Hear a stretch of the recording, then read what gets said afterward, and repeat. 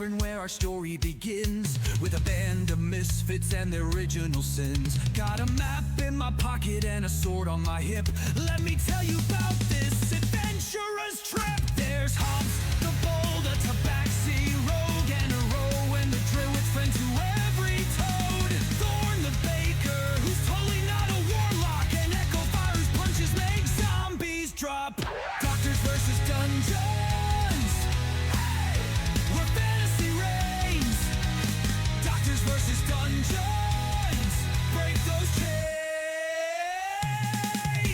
The DM is cackling behind their screen, planning the deadliest traps you've seen. But we'll face the dangers with dice in hand, creating legends across the land. Doctors versus Dungeons, where fantasy reigns. Doctors versus Dungeons, break those chains. Thanks to Chris for that. Okay. Ah, dear. All right. Welcome back. We've got a Totally not a warlock. Oh, totally not a Yeah. warlock. okay. No. Um, Guess both. What am I? What gave it away? What gave it away was the bit where it was getting the buns out of the oven without gloves. Just Yeah. completely barehanded. Like, I could totally pull this out. Yeah. Yep. Nice to have everyone here tonight, which is good. All right. Episode 7. Let's start by revisiting Dragon's Rest tonight. So the last time we met Thorn, Erowyn, and Echofire a couple of weeks ago, you were making gunpowder with the help of Myla. And you were successful, although Erowyn might have lost a few eyebrows.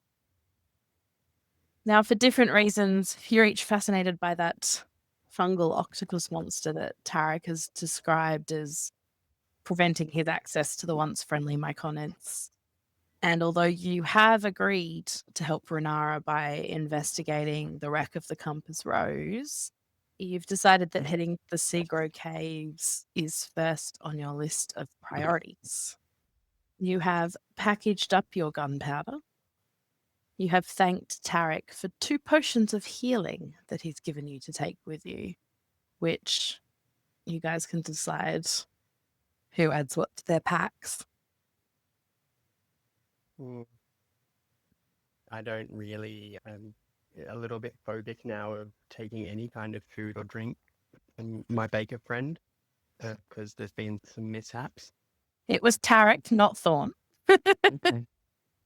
Yeah. No, I just don't want to give it to Thorn to hold, Ah, cool. lest something. What do lest you some mean? some kind of cuisine experimentation occurs. No, I you won't guys hold touch them. It's these fine. irons. Yeah, Probably. you guys hold the healing potions because that means that I can do stuff that's not healing. I just wanted to tell you that Erowyn has been up all night drawing with bits of pigment that she's made from the local herbs and plants. And she's drawn a little bit of parchment that's got a picture of a girl in a green dress and a dragon-born monk in fighting outfit and a baker, a tiefling baker, all holding hands with this mushroom octopus. Aww. But she's so excited about the adventure to meet you, our new friend, our new party member.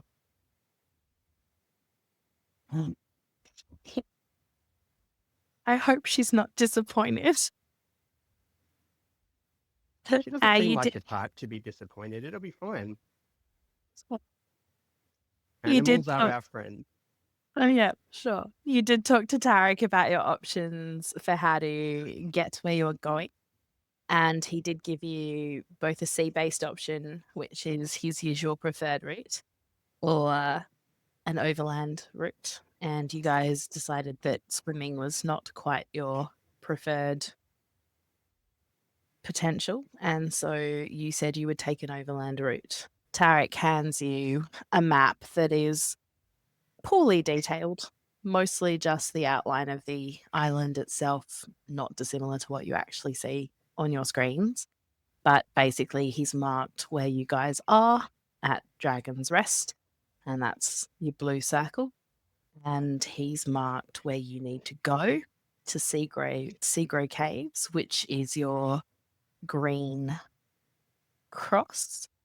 And he's given you a little bit of a route that he's traced. And he said, look, it's, to be honest, as I said, I do usually row. So it's been a while since I bothered trekking overland. But this should be roughly the correct best combination of shortest route and hopefully safest route.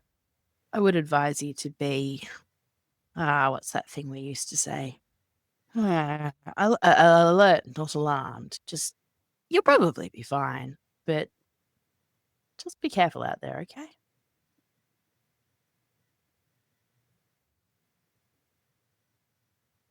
Erwin is looking at Thorn and Echo Fire, like visibly bouncing on her feet. Can we go now? Can we go now? Can we go now? Can we go now? Can we go now? Can we go now? Can we go now? Yeah, what could go wrong? Off we go. What could go wrong indeed? Who knows?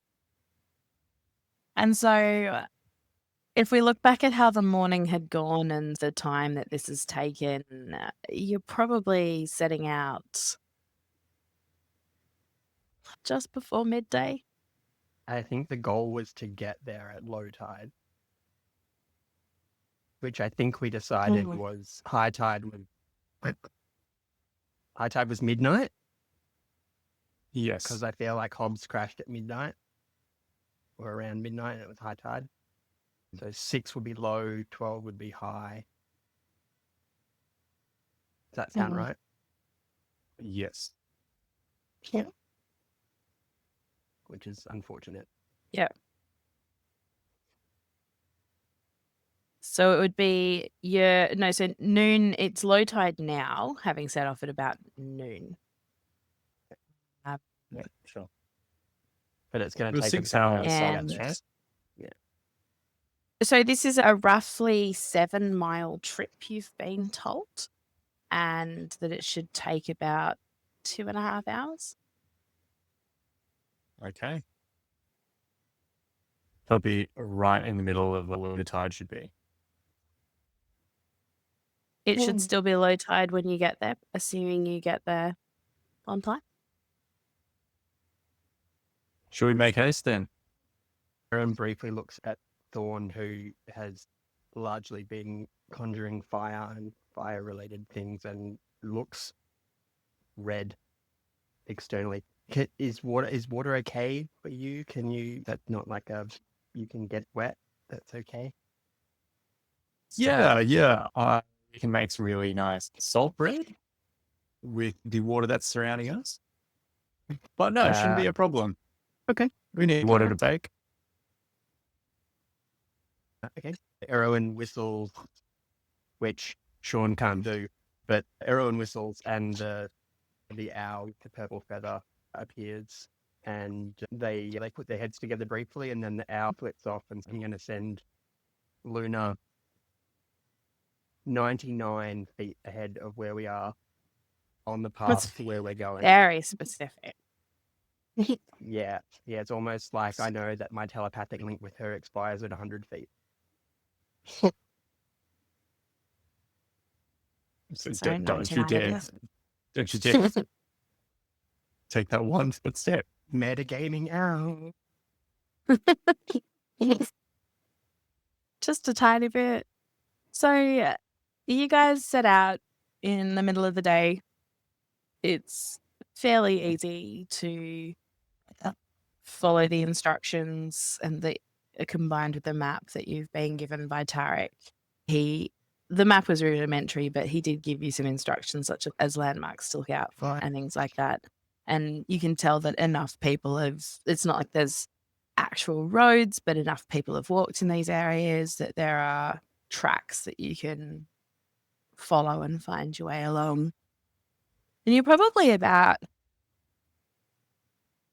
half an hour out of Dragon's Rest. Your walk's only really just started.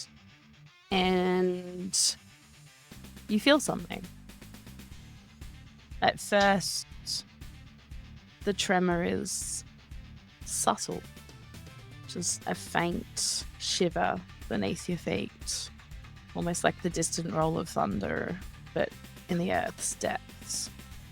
And then it almost feels as though the ground lurches. There is a deep guttural groan echoing through the stone and the soil. The loose pebbles skitter down slopes, trees sway, sounding like rushing winds.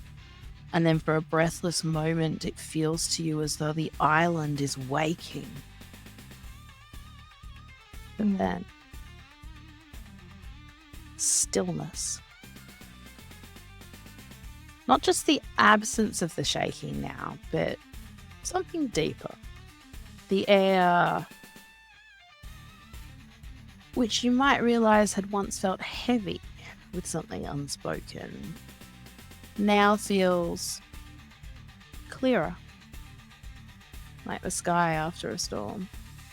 And the ground beneath you is no longer restless, it is steady, calm, as though something that was restless has finally settled. And the sea breeze rolls in again, cool against your skin, even in the midday sun, carrying the scent of salt and rain, not the scent of decay or dread, but just nature. And you start hearing more birds again as you're walking through, almost like they're willing to make more noise than they had before. You feel like a weight had been pressing down on this place, and it's just gone. None of you really know what's just happened. It's just that you feel as though everything around you has breathed a sigh of relief.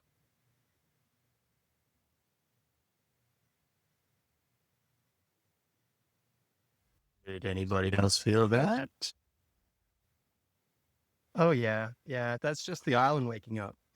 Sometimes it gets gassy oh. morning, and Good morning, Island. it's sometimes it's a bit gassy, and sometimes it's a bit bloaty and feels heavy, and yeah, I think that's pretty. Don't mind us. Yeah. Just roughing over you. Just We'll be on our way now. Erwin, did your owl say anything? That's a good question. Did Luna tell me that she saw anything when this moment happened? Given that we just left Dragon's Rest, so half an hour out of Dragon's Half an hour out. Rest. so we're heading. Sean knows Ooh. we're heading away from the source of. Yeah. Would you roll your owl a perception check? And can you give me any information about your owl's sort of vision? Yes, I can tell you that she has keen hearing and sight, and rolls with advantage on wisdom and perception checks that rely on hearing or sight. Cool. So you can roll that with advantage that I just asked for. If I can get to the clicky button.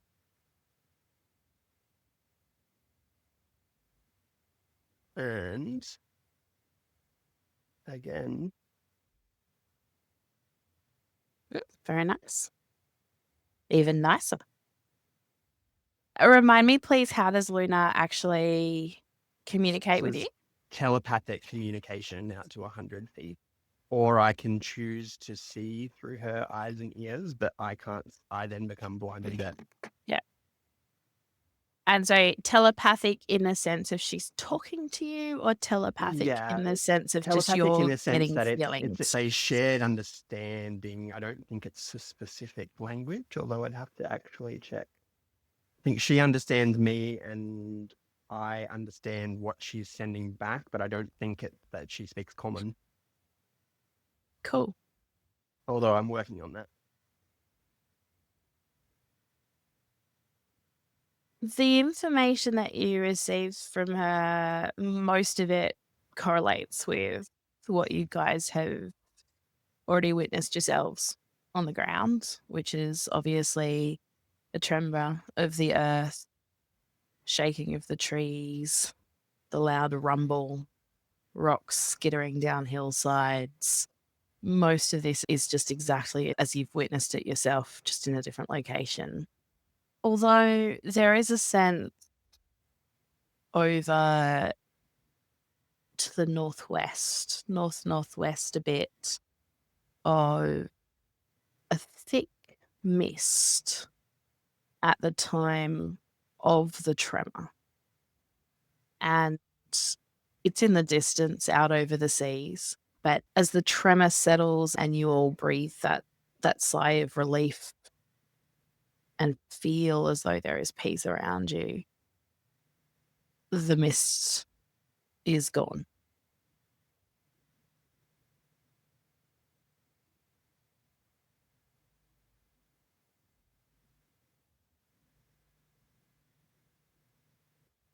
The Do we notice any discovered changes in the secret mist? phone. What was So before and after?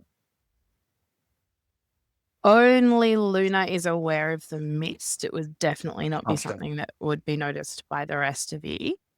And given the distance, even with Luna's amazing perception skills, it's literally standing on the seashore looking out into the far horizon, and you can see that there's weather out there thing as opposed to details.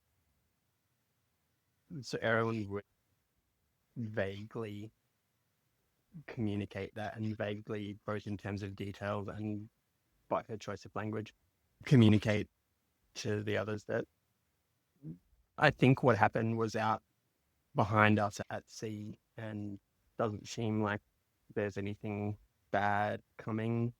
In fact, it seems like the weather is clearing.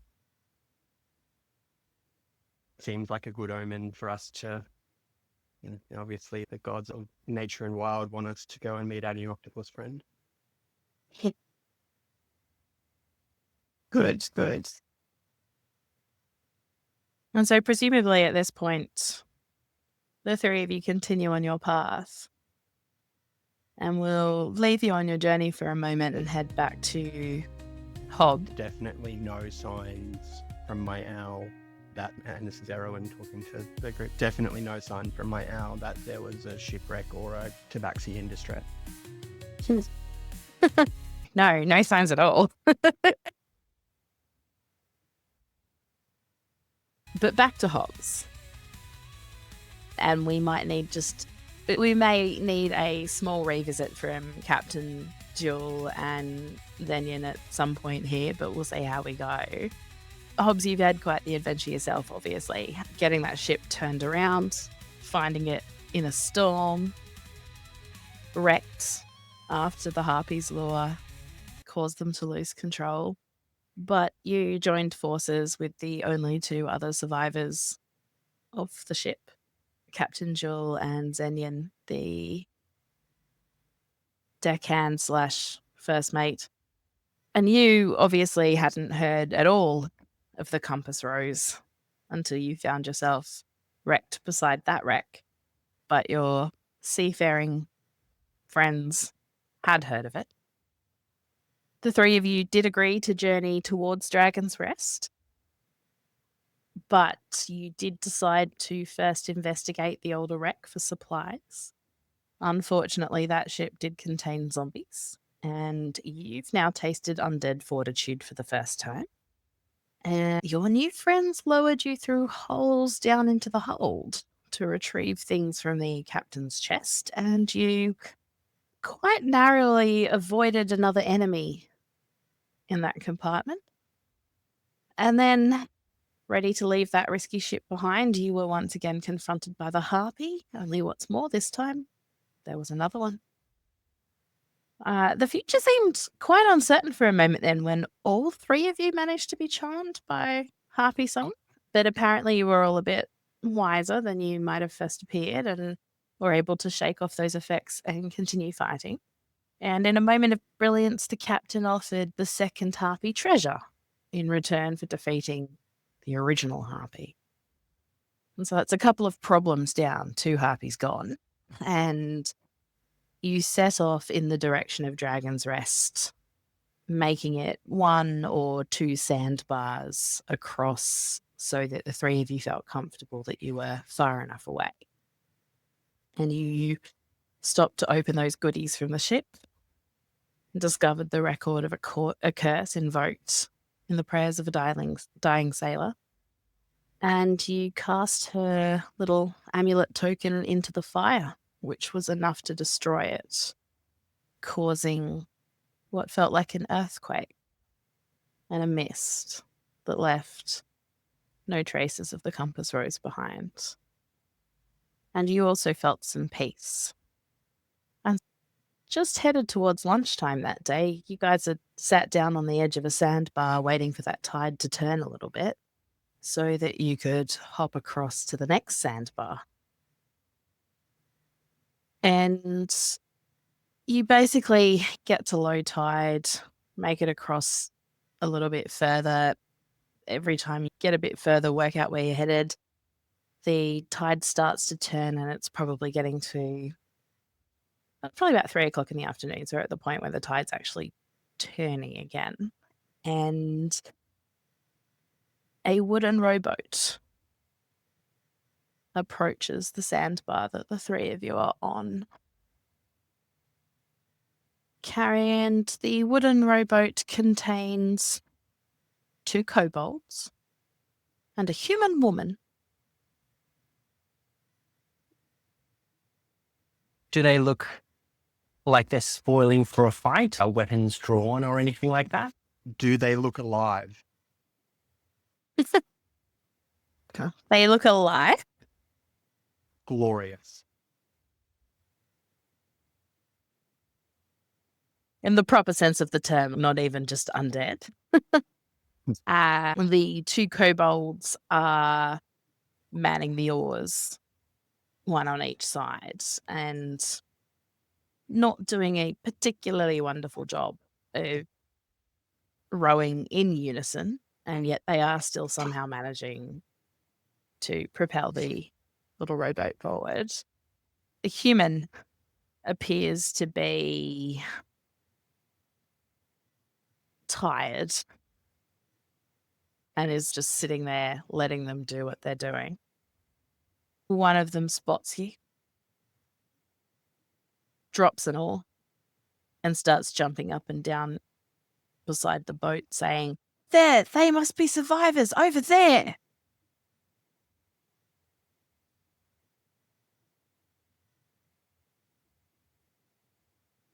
So we'll wave and holler out to them. What are you yelling? I'm curious. Brain. Brave. Is that wise? Sorry, that was Sean, not Captain Jill. They yell out, "Hello, who might you be?" Mr. Hobbs, we've taught you Mr. Hobbs as our honorary bosun. You know, talk like a pirate now. It would be ahoy, Mahati. Ahoy, Mahathis. We are moving from the Carrick McCarrick face. It's one by harpies in a storm. Who might you be? The one of the 2 kobolds sort of looks you up and down with a little bit confusion and says, "No, Carrick McCarrick face was taken on Tabaxi now." It was a field commission. She says, "I don't know what a field commission is." And the human woman, before she's quite finished that sentence, says, "I'll tell you when we're back at the temple. I'll tell you when we're back at the temple." They are trying to row into the shore where you are at the moment. But as I say, we've got 2 rather excited little kobolds here who are really struggling. So it's quite a comic effect of the boat, like little rowboats tacking left and right as they can't quite manage to get too much on one side, too much on the other side, that sort of thing. Which is spinning in a circle. Probably will happen at some point, I'm sure. How deep's the water? You're getting to the point where it's knee to thigh for your average human. My first mate, I think, is wearing heavy armor and is, I think, a halfling. So Yes. is not Maybe don't distance send him weighed out. Yeah. Yeah, Is it And rope Captain- chuckable distance? probably. You How shall long's the not rope? check me. Yes. We'll throw a rope. In fact, Oh, we've Not the got- halfling, the rope. Yeah, the rope with which we Unhand me, formerly cat. lowered the tabaxi. I think you could throw that rope if you wanted to. Whoever's throwing the rope, Going to Can give I'm me going to some get, sort of- Mr. Hobbs to throw the rope on account of A, not having my character sheet open, and B, I'm pretty sure he's got the best aim. yeah. His dex Can we is the get some best. sort of dex or sleight of hand check to see how good your My rope small throwing skills kobold are? is ripping out my headphones. Yeah, sure. I just got to log into Good my. job, small kobold. It's getting it if I roll 20 for some reason it logged out. Ooh.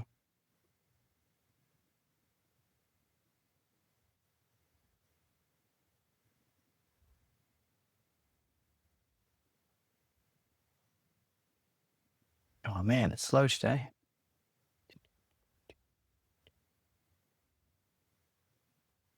Do you have hard copy dice? You actually just did buy a whole bunch of dice. But I don't know where I put them. Well, you'll have to buy more. That's what a dice goblin does. That's what a dice. Come on. Tools. Dice. Oh, come on. There we go. Where's my character All right. sheet? Almost there. I'm chucking dex. Yeah. Normal roll. Yes, please.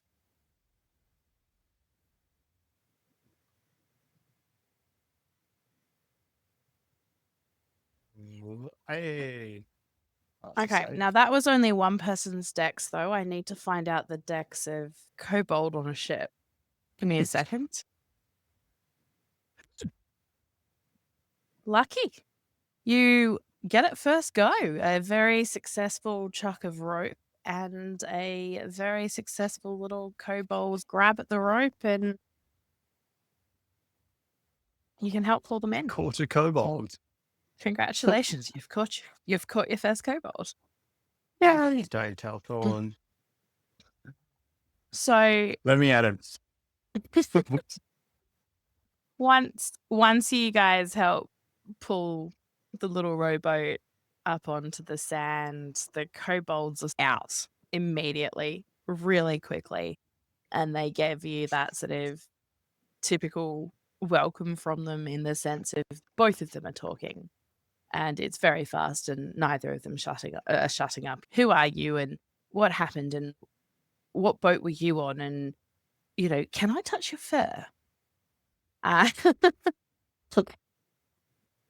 And then the human woman, who is older, with a thinner frame that you can see was once very tightly muscled, and black hair that's cropped close to her scalp, with light brown skin with many scars on it. One runs across her left eye. The eye is milky and clearly blind. As she slowly stands and slowly gets out of the little rowboat, you can also see that there's an elegant prosthetic replacing her right leg below the knee. And while the two kobolds are jumping up and down around you, trying to touch you, asking you questions way faster than you could possibly answer them, she just walks over to you. We've lost the cat.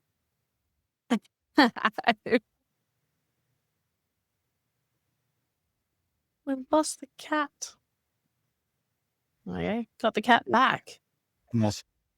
Wonderful. Welcome back. Just as I was saying that she comes over to you guys more slowly and says, "Are you injured?"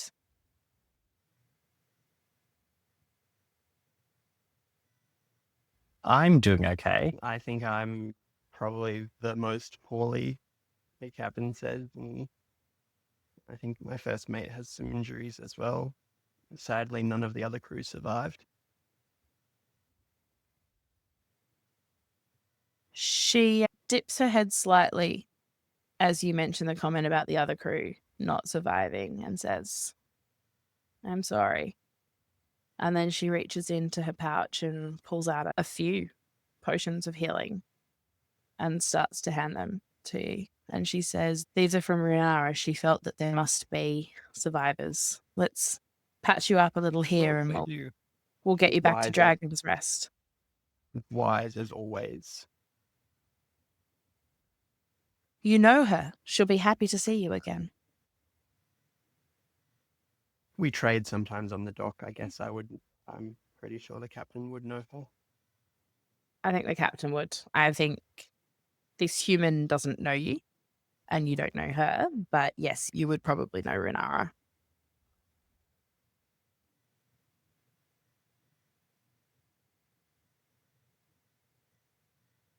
Between Zenian, myself, and Mr. Hobbs, we might take over the rowing and let the kobolds have a spell. You saying that, one of the two kobolds suddenly says, "Did you say Mr. Hobbs?" Yes, this is Mr. Hobbs. He's our bosun. Isn't he like a feared pirate or something?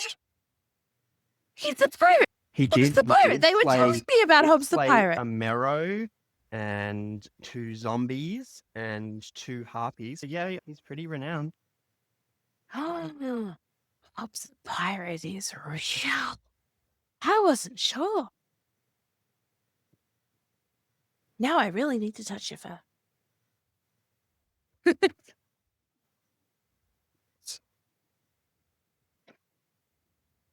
I'll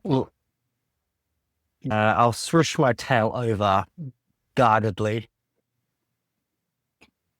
And she would just very gently try and touch it and draw her hand back again. I'll boop her over the head with it. She'll jump slightly and then she'll say, "Bet that was lucky."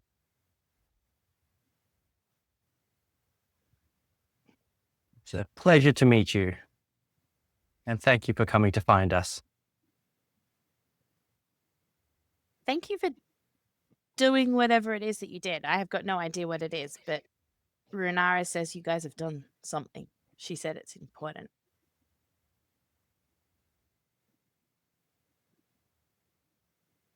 Sure. Shall we head back? Only if you promise to tell us all of your stories while we row. I'm I not mean, much of a storyteller, Zenian but and I I'll... can do it in song form. In song? Yeah. I'm not much of a Okay. storyteller, but At that point, the other kobold in particular gets very excited and says, "Yes, we love songs."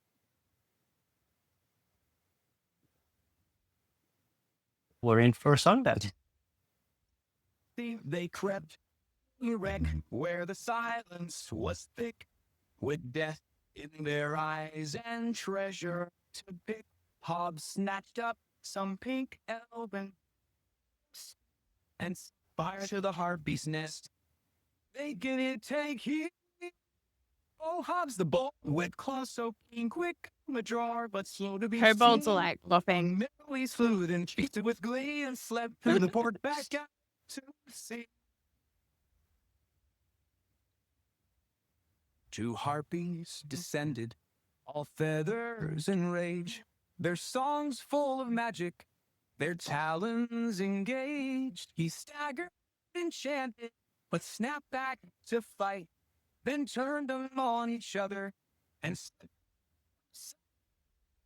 "Oh, Hobbs the bold, fresh from a short rest, now marches ashore toward Dragon's Rest. Through storm and song, he's made quite the name.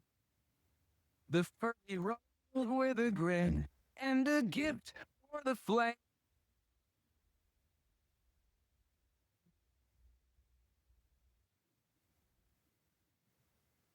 Brilliant. There's been upgrades to that song. You just keep doing Always things, and upgrades so to it the has to get D&D. upgraded. The two kobolds will actually attempt to help the human back into the boat, and she'll shoo them off and insist on her independence and get in herself, and then invite you guys to get in the rowboat also. And I think that if you are offering to take over rowing, she will be most grateful. That's the least And we could do for a couple of potions. You've Renara to thank for that, not me. Thank you, Renara. As Zenian She's- screams to the winds. Oh, you're a funny one. You can thank her yourself when we get back to Dragon's Rest.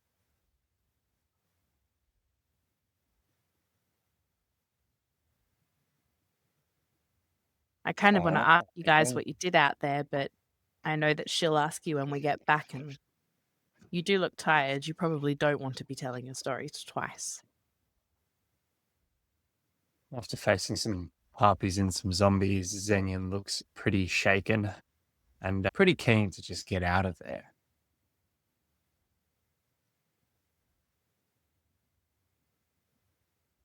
As you guys settle into rowing back, she says, I'm Vanov, by the way, and these two are Rix and Kilnip.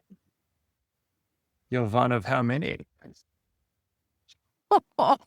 Okay, at that point, thank you, because Rix absolutely adores puns. And so Rix just cracks it laughing. It's like, oh, you and I are going to be best friends. Very good. Vanov just looks a little bit confused. I'm just thinking, I don't think any of you three would have soldier backgrounds. I definitely don't think the two on the ship would. And Hobbs, I assume you weren't a soldier background. No. No. Stevie. Yes, that's what I figured. Oh, good. So you can row back to shore. And on your way back, we'll just return briefly to the other three adventurers who have made their way further across the island.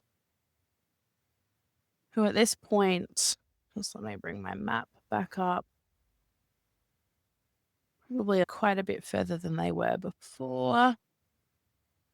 We're talking, let's get a different color up for a change.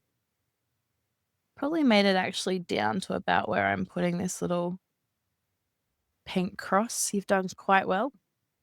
Mostly just standard normal animals that are wild but not concerning. No real sign of any other life that you might need to be worried about at this point. But once you head over that little mountain pass and back down towards the shoreline, there is a discordant sound, half a low growl, half a sort of piercing screech that rips through the air. And quite abruptly, a hulking creature comes into view. It is a mix of... Which map do I need to put you guys onto? It's a mix of purple feathers and deep brown fur, covering a bear-like body with large eyes staring hungrily down at you from an owlish head. Did this creature, did we get 99 feet's notice that this creature was ahead of her from the owl, or did my owl somehow miss the purple feathered owlbear? The problem is that your owl is flying ahead of you on the track that you're following, but the owlbear has come out from the side, not where your owl was looking. Well, Plan was foiled. that's it. I'm gonna have to dismiss that familiar and get a new one. Ah, you should be on the screen. Hold on, maybe I haven't lit it properly. Give me a second to fix the lighting. As the creature approaches, Erwin cast Speak with Animals. Hold on. Thor looks over at Erwin, hoping that she could do something druidy and get us out of this encounter. Yeah, so she mutters a few sort of primitive, primal sounding words and then looks in the direction of the owlbear. Has the owlbear seen her? The owlbear has seen you. The owlbear is aggressive and barreling straight towards you. Quite Whoa, quick whoa, fire. friend, whoa. It's just, we're friends. Don't have anything for you to eat. Although I think I could probably find something for you to eat. But we're not very tasty and we're mean you no harm. We're just passing through. Can you roll me some sort of, let's call that a persuasion? Probably persuasion, because you're being reasonably honest. But that's enough to stop the owlbear in its tracks momentarily. It's still looking very hostile, but it's certainly not used to someone like yourself being able to talk to it in a way that it actually understands. And the rest of you will hear a sort of grumbling, screeching sound come from it, which Erwin will understand as being told that you are in its territory and you need to leave. Oh, we're very Would happy to roll leave. a perception check for me, please? And while she's busy perceiving, we're very happy to leave. What can I call you? You look, yeah, what's your name? You look like a child. I never had a name. It was just Owlbear. They just called me Owlbear. Owlbear. Okay. I can call you Owlbear. The fifth musketeer, I believe, Owlbear. Oh, no. Yeah, Eric, you should be able to see something on the map. Let me check that I've given your token appropriate. Oh, yeah. Helps if I turn vision on. Echo Fire, can I you see? see. Yeah.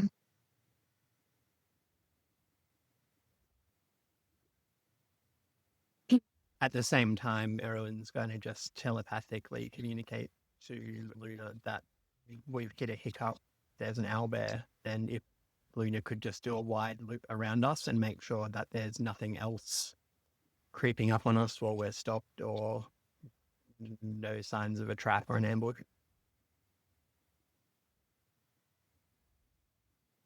Roll me a perception check for Luna, please. Which, as you said, you can probably roll an advantage because of her advantage on things that are sight and hearing based.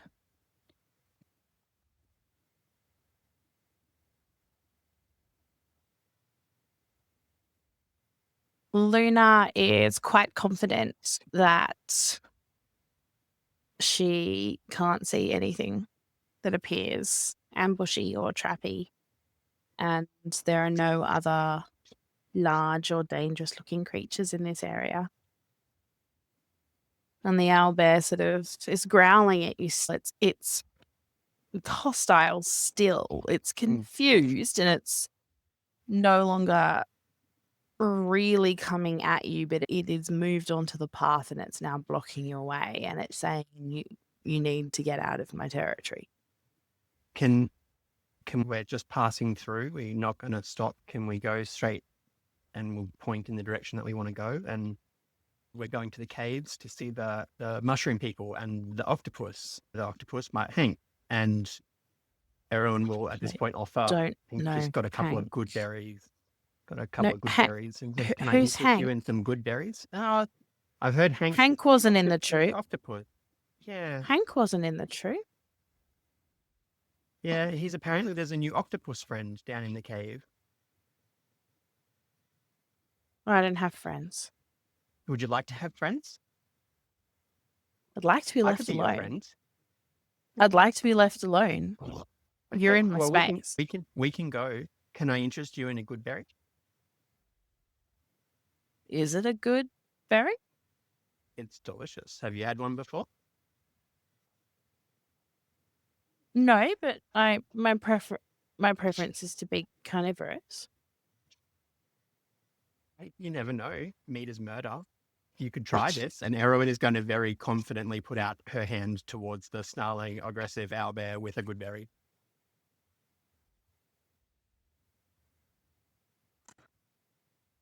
The owlbear is gonna lean forward a little bit, not in an attempt to be more aggressive than they are currently, but just in that sort of they are getting their head in to have a little bit of a look.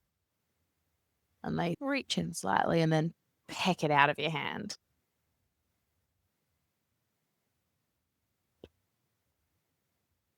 And everyone's going to turn now and look at Thorn and be like, look, we're friends. It's Albert. He's our first friend.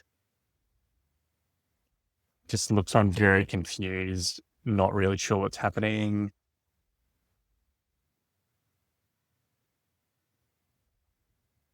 Just give me a roll for something. Hold on. Albert.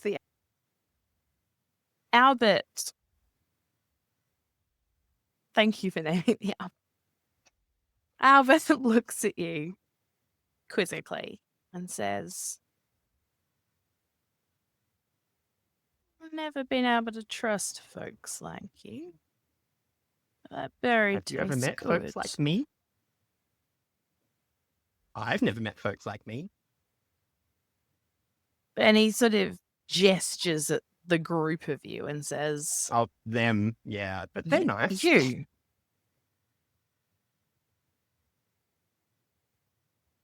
Is it okay if we go past you? We'll leave you alone. And if you like, we can take a different way on our way back to not disturb you.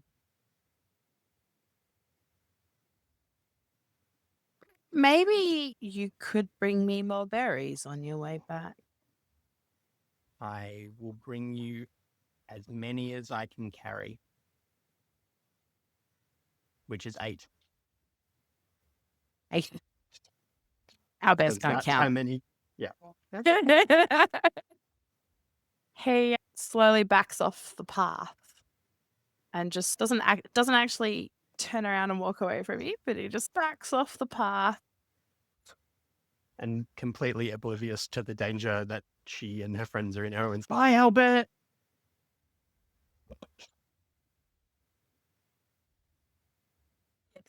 It's a very peculiar name for an owlbear.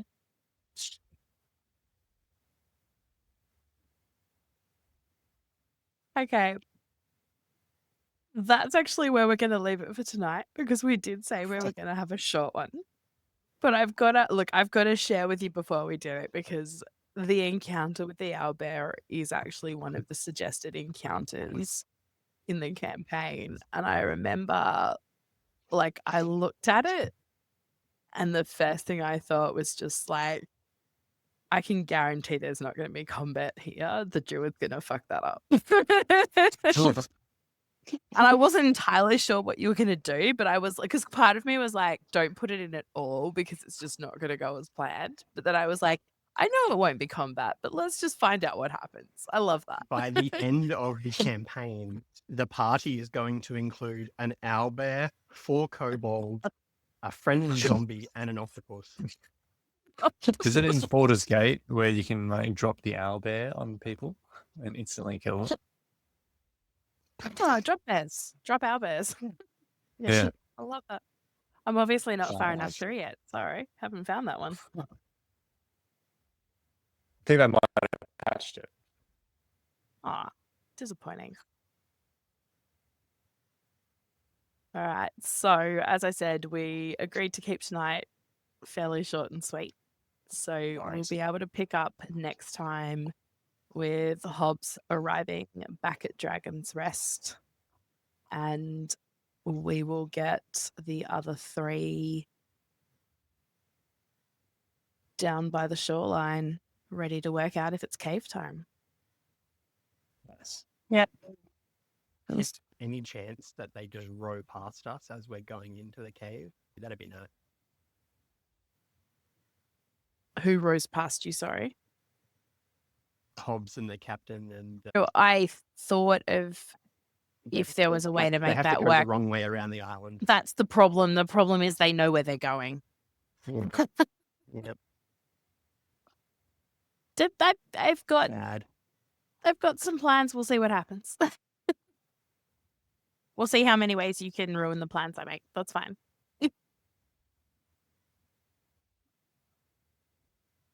All good. Right, I'm going to hit end recording.